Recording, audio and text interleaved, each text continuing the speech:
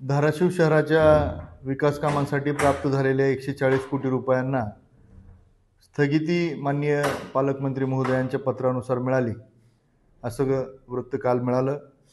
तर याविषयी माननीय पालकमंत्री महोदयांना जिल्ह्यातीलच काही अपप्रवृत्तीच्या लोकांनी त्यांच्या मनामध्ये गैरसमज निर्माण करून, कामाबद्दल शंका निर्माण करून, ज्यांनी वारंवार या जिल्ह्यातल्या विकासाला खोडा घातलाय, अशा लोकांनी माननीय पालकमंत्र्यांचा या कामासंदर्भात, या निधी संदर्भात गैरसमज निर्माण करून ही स्थगिती मिळवून दिलेली आहे।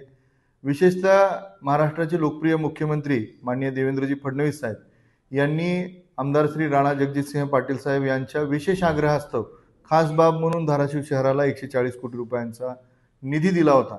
परंतु या निधीचा मागच्या अनेक महिन्यांपासून हा निधी वेगवेगळ्या कारणास्तव प्रलंबित होता आणि आता योगायोगानं काल 2 दिवसापूर्वी माननीय राणादादांच्या पाठपुराव्यानं या निधीच्या माध्यमातून या शहरामध्ये विकास कामं सुरू पण झाली होती। अगदी काल या कामाचा शुभारंभही झाला होता। परंतु माननीय पालकमंत्र्यांच्या माध्यमातून काही लोकांनी माननीय पालकमंत्र्यांना मिसगाईड करून हा निधी थांबवण्याचं काम परत एकदा त्या कामामध्ये ते यशस्वी झालेत। परंतु या विषयावर माननीय मुख्यमंत्री महोदयांशी आमचं भारतीय जनता पार्टीच्या माध्यमातून बोलणं आणि संवाद चालू आहे।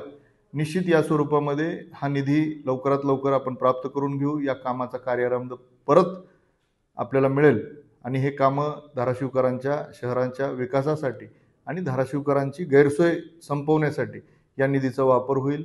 माननीय पालकमंत्र्यांना या पद्धतीच्या लोकांनी ज्या माहिती किंवा जी खोटी काही विषय सांगून ज्या पद्धतीने मिसगाईड केलंय, हे खरोखर धाराशिव शहराच्या विकासासाठी दुर्दैवी आहे। अशा पद्धतीच्या दुर्दैवी घटना या लोकांकडनं, विरोधकांकडनं विकास कामांमध्ये राजकारण करणं हे अपेक्षित नाही आहे आणि अशा गोष्टी जर माननीय पालकमंत्री महोदय त्यांचं ऐकून जर अशा पद्धतीनं काही काम करणार असतील तर निश्चित ही खेदजनक गोष्ट आहे। धन्यवाद।